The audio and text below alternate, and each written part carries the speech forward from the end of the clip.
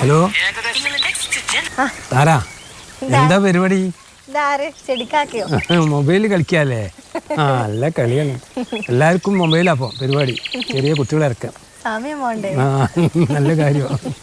നമ്മളൊരു മരം നട്ടാലോ? അതിന് നേരം വീണയിൽ നല്ലൊരു ഉപകാരമുള്ള കാര്യങ്ങളല്ലേ? മരം മാവുണ്ട്, പല സൈസ് മരങ്ങളുണ്ട്.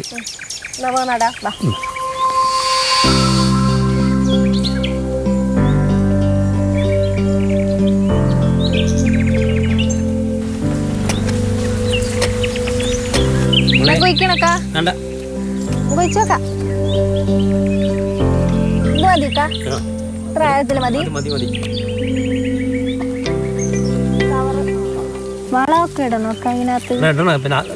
വേര് പിടിച്ചിട്ടേ എന്നിട്ടാണല്ലോ ഇത്.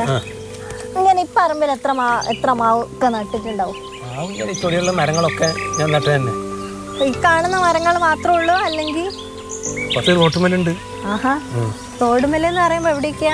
കച്ചറമ്പലത്തിന്റെ താഴത്തുണ്ട്, പിന്നെ മന്ദലക്കടവ് റോഡിനുണ്ട്, പിന്നെ ഇളമരം റോഡിനുണ്ട്. ഇളമരം റോഡിനൊക്കെ വെച്ചതാണോ? ഒക്കെ. എന്നാ അത് കാണാൻ പോയാലോ? ഓ,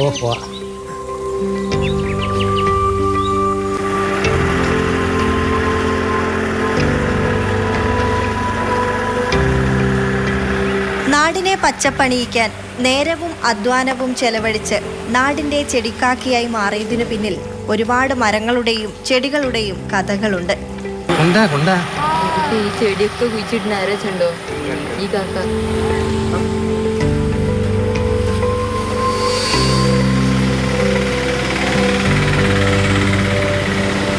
വിദ്യാലയ മുറ്റങ്ങളിലും സർക്കാർ സ്ഥാപനങ്ങളുടെ പരിസരത്തും ചെടിക്കാക്കയുടെ കയ്യൊപ്പുണ്ട്. പൂക്കളെയും ചെടികളെയും കുട്ടിക്കാലം മുതൽ വല്ലാത്ത ഇഷ്ടമാണ് അബ്ദുൾ ഹാജിക്ക്. മരവും ചെടിയൊക്കെ നടൽ തുടങ്ങിയിട്ട് 18 വയസ്സ് തുടങ്ങി. എനിക്ക് ചെറുപ്പത്തിലെ ഇതിനോട് വലിയ താല്പര്യമാണ്. ഞാൻ പല സ്ഥലത്തും ചെടിയും മരങ്ങളും കുഴിച്ചിട്ടുണ്ട്. CH സെൻ്ററിൽ ചൂലൂർ ക്യാൻസർ സെൻ്ററിൻ്റെ ആസ്പത്രിൻ്റെ അടുത്ത് കുറച്ചുണ്ടാക്കിയത്.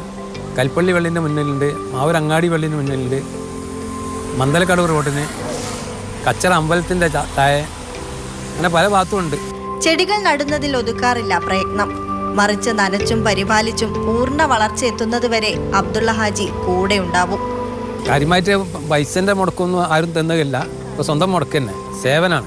ഞാൻ മാഗണി, മാവ്, പിലാവ്, അങ്ങനെ പല സ്ഥലത്തും. പള്ളിപ്പറമ്പിലാണ് കാര്യമായിട്ട് 15 മാവ് അടക്കം 150 മരമുണ്ട് പള്ളിപ്പറമ്പിൽ.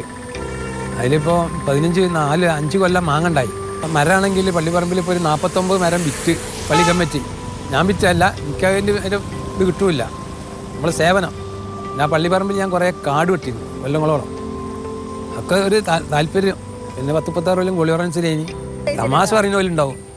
ഈ കാര്യമില്ലല്ലോ, നമ്മളെ മനസ്സിലൊരു തൃപ്തി ഉണ്ടാവുമല്ലോ. പിന്നെ ഇത് കുട്ടികൾക്കും വലിയവർക്കും ഒന്ന് കണ്ട് പഠിക്കാൻ വേണ്ടിയിട്ടൊരു ഇതാണ്. എല്ലാവർക്കും പറ്റുമല്ലോ ഇത്. നമ്മളൊരു മാതൃക കാണിക്കാൻ മാത്രം.